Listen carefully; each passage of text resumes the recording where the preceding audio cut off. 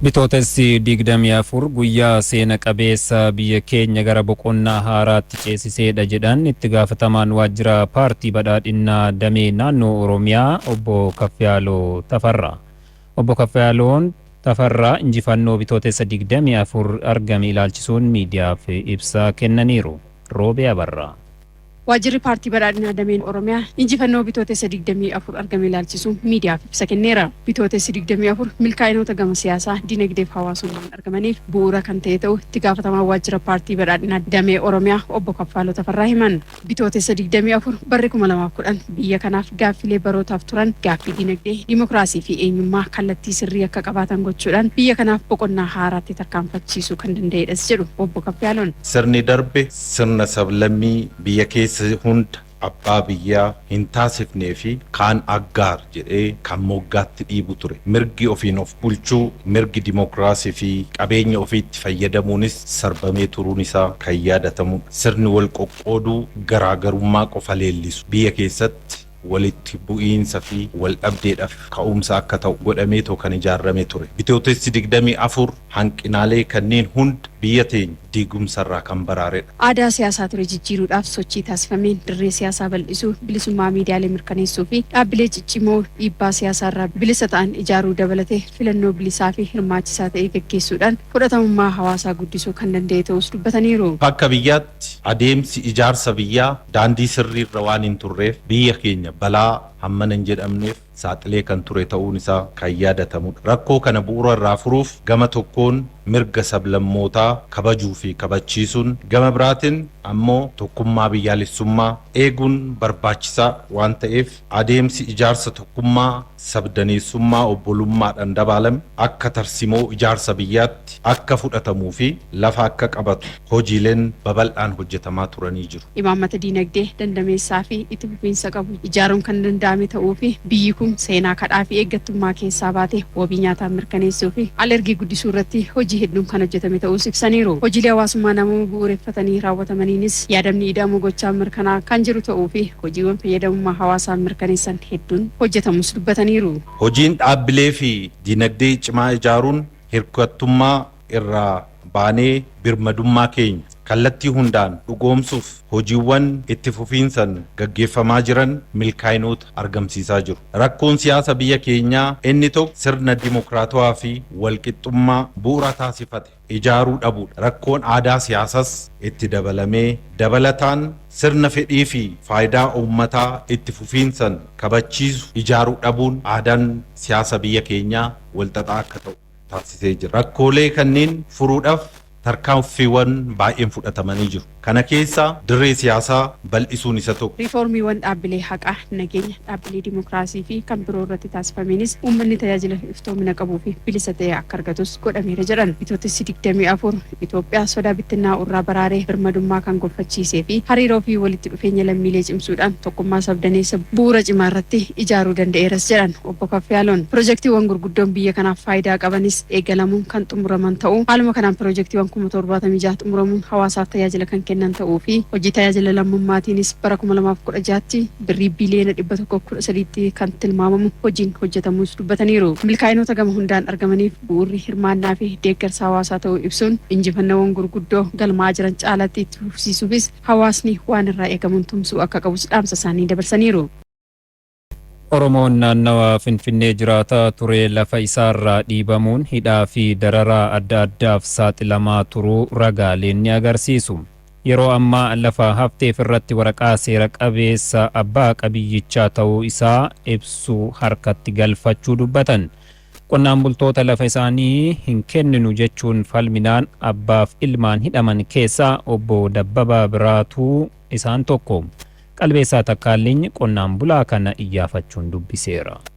Itoophiyaa keessatti sirnoonni bulchiinsa dhufaa darban kan Oromoo dhiibee gidirsee lafa isaarraa buqqisuun adiyyootti hambisu malee kan fuula itti tolee hamilee qajeelchu akka hin turre seenaa Oromoon wal qabatu irratti barreeffame ni ibsa. As dhiyeenya waggoota 12 darbanis uummata Oromoo naanna'aa Finfinnee jiraatan sababa maqaa misoomaa jedhuun qonnaan bulaa Oromoo lafa qotee jiraatu ooyiruu isaarraa buqqisuun gaaffii mirgaa fi misoomaa gaafannaan hidhaa fi gidiraa biraaf saaxilamaa akka turan warreen daafii mana hidhaa argantu dhugaa baha. Qonnaan bulaa Dabbabaa Biraatuu jiraataa magaalaa Finfinnee kutaa magaalaa Lammii Kuraa aanaa 6 yoo ta'an qonnaan bultoota naannaa Finfinnee lafti isaanii irraa fudhatame keessaa isaan tokko.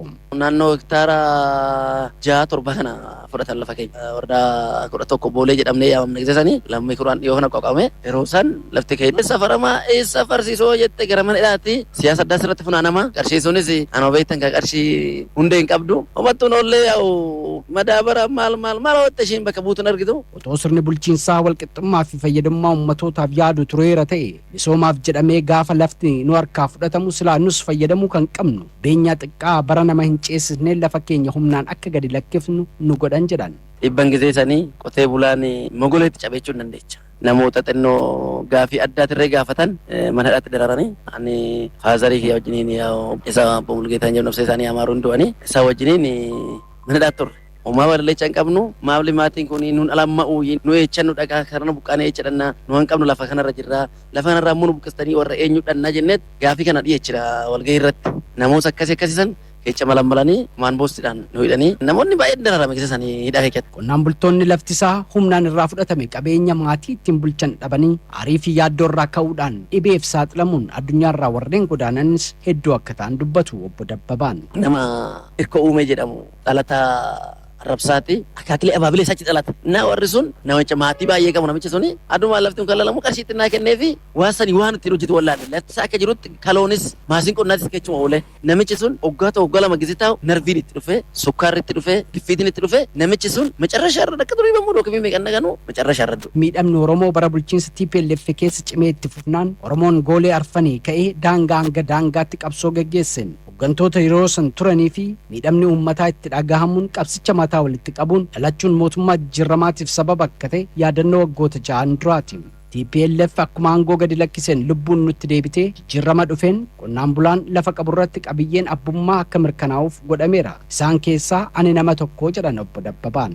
Jijjiiramni kun egaa dhufeen booda ijannoo banamee lammata dhalanne jechuudha. Qotee bulaan naannoo Finfinnee jiru lammata dhalate jechuudha. Kanneen lubbuudhaan dabre ani hidhamee qotee bulaan limaatana shiidhaniin ka'ee buqqa'ee asii bade kun maaliin deebisuu qabna deetti yaadee yeroo kantiibaa takkalaa uuman hojiirra jiru kondomini argan. Abbaa 3, abbaa 1, abbaa 2 aga ijoollee isaa wajjin arganne irra itti gammadee qabaan arrabsaa kecha nagahee amma isa kechaas addaadhee akka qamiyyaatiin nan kireeffachaa lafti daariitti nu hafte ishiin qotannaa isaan booda immoo egzoota marragaagachaa kecha harkatti qabadhaadhee kaartanya nu baase 2016 kaartanya fudhanne dur gizexaafii fi qamadii shumburaa gurgurru yeroo mi'a keenya bitannee beessaba keenya yaanni jala kana kafana binnee fi wanna mi'a keenya gizee guuttanne yeroo qonnaa sirri jedhamu san dhiichisa gal gara mana keenya gammannee bokkisa gal akkasitti bokkisa gal aduu kaartaa fudhannee gal anamma akka qotee bulaa tokko hetti kaartaa boota 3 fudhadhe akka rofaazarii kerree kaartaa boota 3 akka fudhate ammas kan tarrafe lakkaamaa jira garri manaatiin lakkaamaa jira har'a kun kaartaaniif nu laffaa jira. Itti dabaluunis obbo Dabbabaan mootummaan lafa qabnu irratti misooma adda addaa hojjennee gara investimentii akka ceenuuf deeggarsi nuuf godhamaa jiru guddaadhaas dubbatu.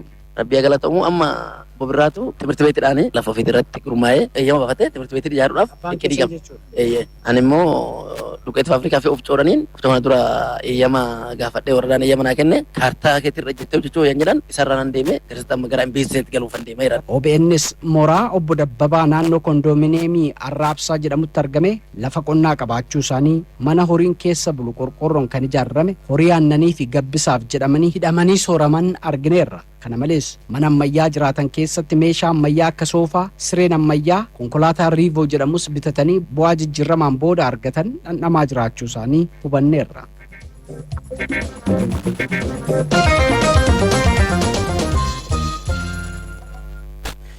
Gara ajandaatti yoo dabarru Oromoon bara bulchiinsa dhufaa darbaa dhiibamaa fi cunqurfamaa har'a ga'us sirna bittaa bulchiinsa qeenxeetiif tole jedhee otoo hin jilbeenfatin qabsaa'aa tureera.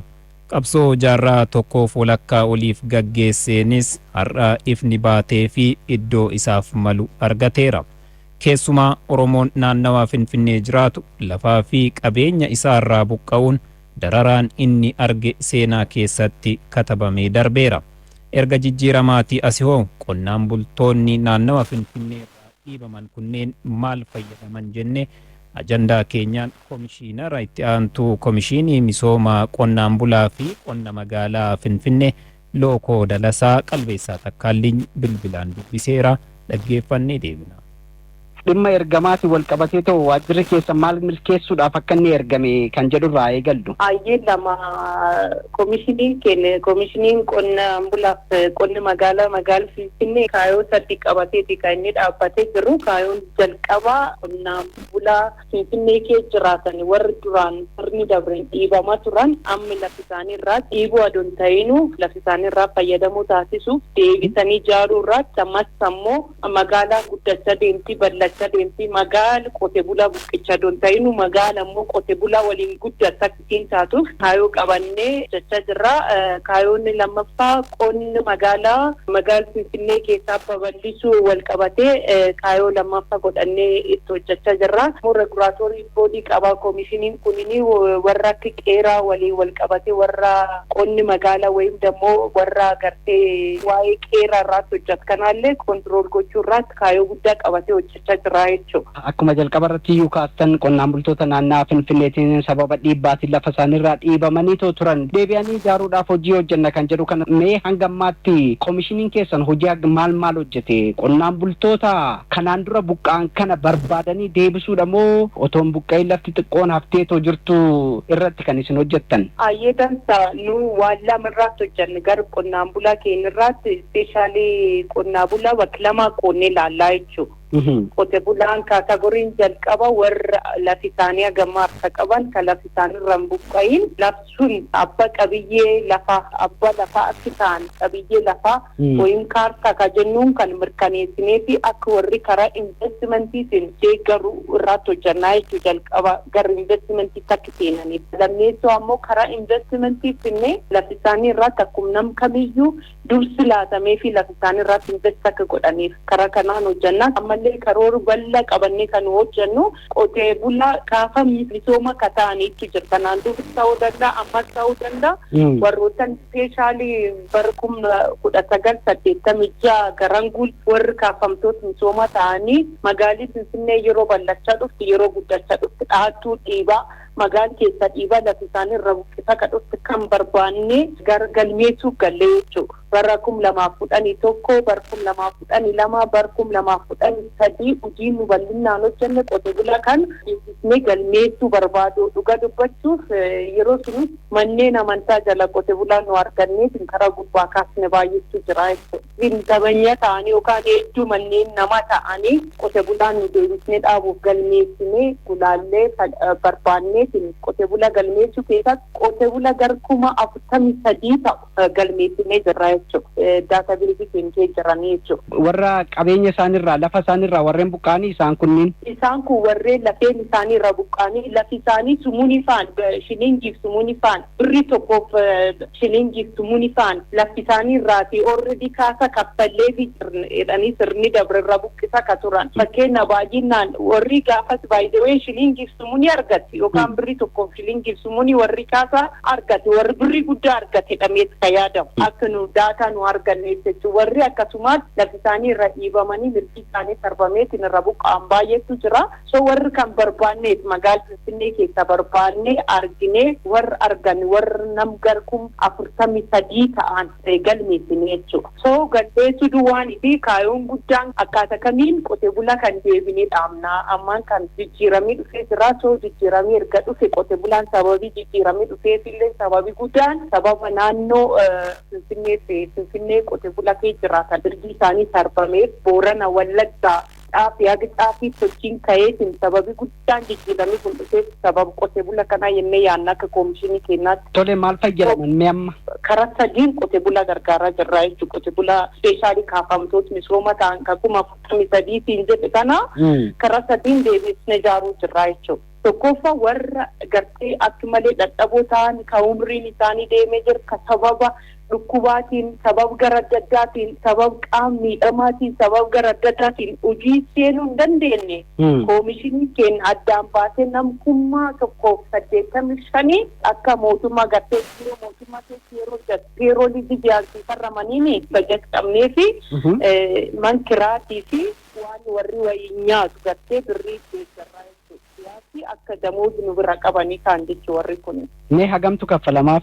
Akkaataa maatii isaaniitiin bal'inni maatii isaaniitiin kaffalama. Namni 9,000 kaffalamuuf jira, ka 8,000 kaffalamuuf jira, ka 4,000 kaffalamuuf jira, ka 6,000 kaffalamuuf jira. Jijiyaan jechuudha. Qote bulaa garkuun 185 ta'an akkaataa kanaan jijiyaanii deeggarraa jechuudha. Kan duwwaan jiru warra immoo humni qaban ka hojjechuu danda'anii maangoonee bakki lamaa qoonnee laallee jechuudha. Ammallee sunillee tokko warri kamiyyuu harkaa of hin qabne warri oma laftii harkaatti nafiniif piroojeektii adda addaa uumnee piroopozaal hojjennee piroopozaal dhiyeessinee piroojeektii suni murteeffamee piroojeektii jaarree fi akkaataa suniin deeggaraa jirra jechuudha. Maaberaan jaarree fakkeenya kooyyee faccee ka jiru insisaat liqat maakal ka jedhan kan yoo fudhattee qote bula gara maaber gar 400 ijaaramee achirraatti qote bula gar 500 achi keessaatti hojjata waldaan waldaa 400 achirraa jaarree hojii jalqabsiisnee jechuudha. Qote bulaan kun harki fi duwwaa qabatee dhufe. Manichaallee istaandaardii ofii ka eegatu nutti ijaarsisiise piroojeektii gar biiliyoona tokkootti tilmaamamuun bakki sun ijaaramee sanillee deemtanii ilaaluu hin dandeessanii. Qote bulaan achi keessa yeroo dhufanii horiillee dhinnee kennineef maabar tokko gar birrii miliyoona 3.5 ta'anii ijaaramanii miliyoona 3 kan keessa akkaataa warri hojiitti jalqabuu danda'utti miliyoona 1.5 nyaaqaxisa diigaa pennaanii yookaan ammoo kallattiidhaan warra deeggaraman jechuudha. Kallattiidhaan birrii gartee hin deebin gartee birrii miliyoona 1.5 kallattiidhaan birrii hin deebin kan namni kamiyyuu warri hin gaafan horii isaanii ittiin bitatanii ka seenanuu deeggarree jechuudha. Kan duwwaa miti kallattiin ka deeggar miliyoona 1.5 duwwaa miti miliyoona 1.5 ammoo dhalaan alaatti warri waggaa 4 keessaa kaffala liqa kennineef jechuudha. Birrii dhalin qabne ka ganna 4 dudduubaa deebiseetiin kaffaluu danda'u kanaan waliif gar miliyoona 3 ta'uu deeggarree jechuudha. Maabar tokko akkaataa kanaan goonee jechuudha. Goonee duwwaan dhiisne baay'ee doktoroota gara 28 ol ta'aniitu achi keessirraa jechuudha. Ka warra deeggaru. Lukkuu irraatti doktoroota jira, odeeffannoo irraatti, urjisorii irraatti doktorooti achi jiran halkanii guyyaa overtaayimin kaffalamee fi deeggarsi barbaachisaa ta'e ka godhaniif jira jechuudha. Tireeningii adda addaallee kenninaaf jechuudha qote bula kana akkaataa kanaan deeggaraa jirra. Kan duwwaa miti akkaataa nu qote bulatti deebinee dhaabu jirru Finfinnee keessatti wanni qote bula kan ibsi jiraachuu qaba. Neman barumsa lama yuunifaarmi ka jedhan yakka abbaaduu fi akka qixxaallitti irratti qote bulaa banne yakka abbaaduu ka jiru gara nama 150 akka qixxaallitti ka jiru yuunifaarm iskuul ka jedhan gara nama 150 iskuul bannee fi waan hundumaa qopheessinee fi warri akkumtiin jedhan inishaal kaapitaalii qopheessinee fi maateeriyaalii iskuulii kana ijaaruu duwwaa ta'in hundumaa guunnee fi akkaataa kanaan barsiisaa jiran jechuudha. Kan duwwaan itti baay'ee akkuma reefu jedhe warra ammoo lafii isaanii ittiin lafa harka qabanii lafi isaanii irraa akka warri misoomsuu danda'a. Horii furdis horiitiin ta'uu danda'a, horii aananiitiin ta'uu danda'a, lukkuun ta'uu danda'a, waan adda addaatiin akka ta'uu danda'u qonni magaala kanallee babal'eessuu keessaa gahee guddaa akka warri taphatuuf ammallee warraallee deebisanii dhaabuu keessaallee fakkeenya akka waggaa kana duwwaa yoo sii fudhate miliyoona 630 keessina akkaataa kanaan qote bula gargaaruu jirra jechuudha. Akka reefu jedhe maatii isaaniitiin jaarraa maaberaan maaber jaarraa kan ammoo gar miliyoona 3 direct sikeet baankii waliin even harki namaallee nikikki yookaan ammoo gartee tuqiinsi harki namaallee nakki keessa hin jiraanneef nu baajata miliyoona 630 kan karaa sikeet baankii galchina. Waraqaa ragaa abbaa qabeenyummaa kana wal qabatee qonnaan bultoota meeqaa fi waraqaa ragaa abbaa qabeenyummaa isaanii lafa isaanii irratti kan mirkanaa'eef? Baay'ee bara 2011 kaasee agammaatti raga guutuu ka biiroo keenya argachuu dandeettu nama 3,500 ta'uu ragaa kennine wanni kaartaa kennineef jira. Namoonni isin calaltaniitu addaan baastan naannoo 43 kan jedhu kanadha. Warri adeemsarra jiran hundumanii. Amma isa hojjeta jirru maanidha warra agamma biriin dhaqqabiniitu jira. Nam garkuun 16 gaaniitu jira. Qote bulaa jechuudha. Qote bulaaf ijoollee qote bulaa kenninu. Kaartaa kennina calallee biiroo lafa waliin ta'u. ምክንያቱም ማንዴቲ kun biiroo lafaatii kenname nu calaluudha eekelee qote bulaadha jechuudha aangoon nu kennama. Ijoollee isaaniitiin waliin dabalatee garnam kun 23 herregamu calallee addaan baasnee qote bulaaf ijoollee qote bulaa almost ammi kaartaa kennuufi lafiisa sarara ijaarameeti almost kaartaa gartee qopheessuu fi dhaqqabanii jiran jechuudha. Biiroo lafa waliin ta'u hojii guddaa kan hojjannee jirra. Hojiin kun salphaatti hin dhufne hojii baay'ee guddaadha, hojii baay'ee bal'aadha. Qotee bulaan tokko lafa harka qabu kaartaa adoon qabaatinoo achi nafnenne biiroo kantiibaatti kaasnee koomishinii keenya kaasnee biiroo lafaatti kaasnee lekatamoota yookaan saabsitoota hundumaa jiran kan qotee bulaan keessa jiru ispeeshaalii saabsitii 8 keessa jira qotee bulaan magaalaa Finfinnee keessatti. So saabsitii 8 kan keessaa akka hojiin kun agreessively hoogganaan hojjetamaa jira jechuudha hooggansa biirootiin. Tibba kanas gara kutaa magaalaa Lammii Kuraa Aanaa Jaa yookiin immoo naannoo Arraabsaa jedhameetoo beekamu qonnaan bultoota dubbisaatti turre. Naannoo sanittis jijjiiramni akkanaa kun akka jirudha. Qonnaan bultoonni kan nuuf kaasan keessumaa nama miindaan kaffalamaa fi jirurree ofii keenyaaf dhaqnee gaafannee jirra. Lammata irratti immoo lafuma qabu birratti namni gara investimentiitti akka ce'uuf kaka'umsa qabaata. hojiiwwan investimentiif jedhanii proposal galfachaati akka jiranii fi karaa komishinii keessanii deeggarsi godhamaaf akka jiru kana odeeffanneetiin jirra. Haa ta'u malee maddiidhaan immoo komiin jiru ammas taanaan lafti misoomaaf barbaadamu gaafa fudhatamu beenyaa ariitiidhaan isiniif kaffalla jedhanii kan qajeelfamni jedhu ji'a 3 keessatti beenyaan isin harka gaa jedhamna garuu waggaa 2 yeroo nuti itti teenyutu jira jedhanii yeroo komii kaasan illee ni mul'ata maddiidhaan dhimma kanaa wal qabatee beenyaa kan raawwachiisu maaliif turuu danda'a beenyaan kunoo? Beenyaa kan kaffalamu dhugaadha. Komiin jirtu dhugaadha. Baay'ee nulleen gamaggamnee gadi buunee mari'achiisnee qote bulaallee yaa'ee dhufee nulleen gadi buusnee agaanaa dureetti ispeeshaalii warra jakaa matiyeetti kan duwwaa miti warra jaallee naaf komishinariillee deemnee jirra. Biiroo lafaa hooggansii bakki jirutti illee walitti qaba biiroo lafaallee waliin deemnee jirra. Dabree komiin akkasii kan qote bulaa bira ka'u dhugaadha. Nulleen laallee gamaggamnee jirra jechuudha. Kaasaan kun yeroo nuun kaffalamudha. Mattamaamenya dabdaabbee duwwaa itti kennanii qotee bulaan tursuun jira. Inni kun sirraachuu qabaa jedhanii I think warri lafaallee maal jedhee kaashfuun irraa xiqqoo gaaffii qabnaa waan jedhanu kaasanii gamgama keenyarraatti.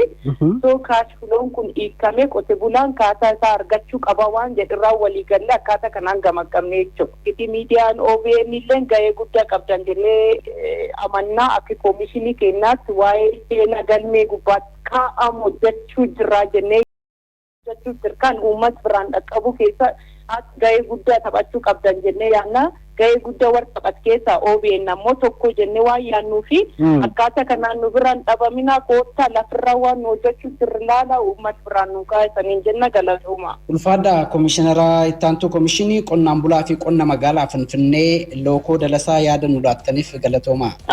Ulfaadhaa sanillee.